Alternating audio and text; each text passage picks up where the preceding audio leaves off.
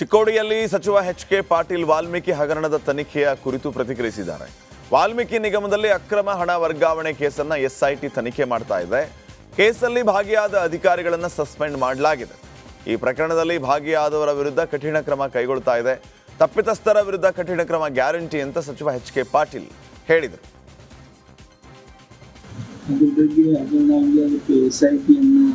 ಸ್ಥಾಪನೆ ಮಾಡಿದ್ದೇವೆ. ಅಧಿಕಾರಿಗಳನ್ನು ಈಗಾಗಲೇ ಸಸ್ಪೆಂಡ್ ಮಾಡಿದ್ದಾರೆ. ಯಾರ್ಯಾರು ತಪ್ಪು ಮಾಡಿದ್ದಾರೆ ಅವ್ರ ಮೇಲೆ ಕ್ರಮ ತೆಗೆದುಕೊಳ್ತಕ್ಕಂಥದ್ದು ಮಾಡ್ತಾರೆ. ವರ್ಗಾವಣೆ ಮಾಡ್ತಾರಂತ ಸಿಬಿಐಯವರು ಈಗಾಗಲೇ ಅವರು ಬ್ಯಾಂಕ್ ಹಣ ಅದರೊಳಗೆ ಇನ್ವಾಲ್ವ್ ಆಗಿರೋದ್ರಿಂದ ಅವ್ರಿಗೆ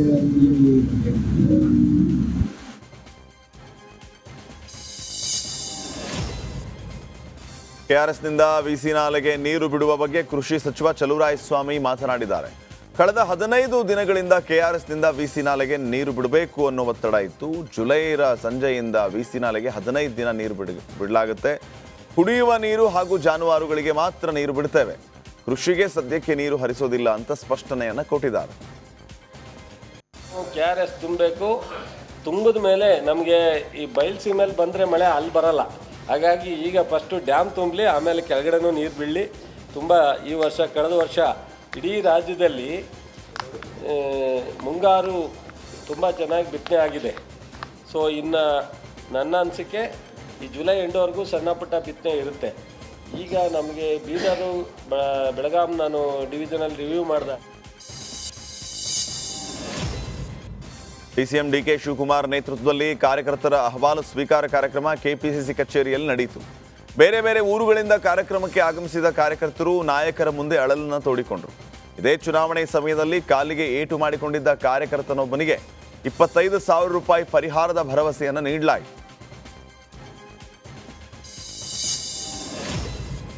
ಕೊಡಗು ಕೆಡಿಪಿ ಸಭೆಯಲ್ಲಿ ಅಧಿಕಾರಿಗಳ ವಿರುದ್ಧ ಶಾಸಕ ಪೊನ್ನಣ್ಣ ಗರಂ ಆಗಿದ್ದಾರೆ. ಅರಣ್ಯ ಅಧಿಕಾರಿಗಳಿಂದ ರೈತರಿಗೆ ಕಿರುಕುಳದ ಆರೋಪ ಇದೆ. ಈ ಬಗ್ಗೆ ಸಭೆಯಲ್ಲಿ ಧ್ವನಿ ಎತ್ತಿರುವ ಶಾಸಕರು ಅರಣ್ಯಾಧಿಕಾರಿಗಳಿಗೆ ಕ್ಲಾಸ್ ತೆಗೆದುಕೊಂಡಿದ್ದಾರೆ. ರೈತರು ಸ್ವಂತ ಉಪಯೋಗಕ್ಕೆ ಮರ ಬಳಸೋದಕ್ಕೆ ಅನುಮತಿ ನೀಡಲ್ಲ, ಆದರೆ ನಿಮ್ಮ ಬೆನ್ನ ಹಿಂದೆ ಸಾವಿರಾರು ಮರಗಳ ನಾಶವಾಗ್ತಾ ಇದೆ. ನಿಮ್ಮ ಈ ನಡವಳಿಕೆಯನ್ನು ತಿದ್ದುಕೊಳ್ಳಿ, ರೈತರಿಗೆ ಕಿರುಕುಳ ಕೊಡಬೇಡಿ ಅಂತ ಕ್ಲಾಸ್ ತಗೊಂಡ್ರು.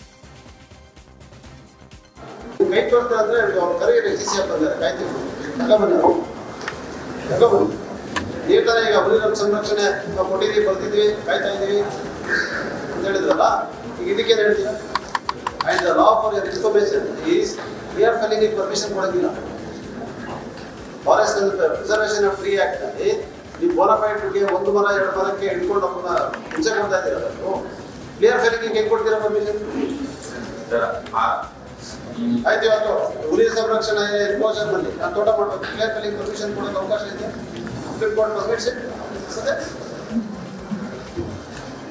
ರೈತ ವರ್ಸಸ್ ಇಂಡಿಯನ್ ಆಫ್ ಇಂಡಿಯಾ ಓದಿ ಗೊತ್ತಾಗ್ತದೆ. We are trustees this entire flora, fauna, environment, river, water.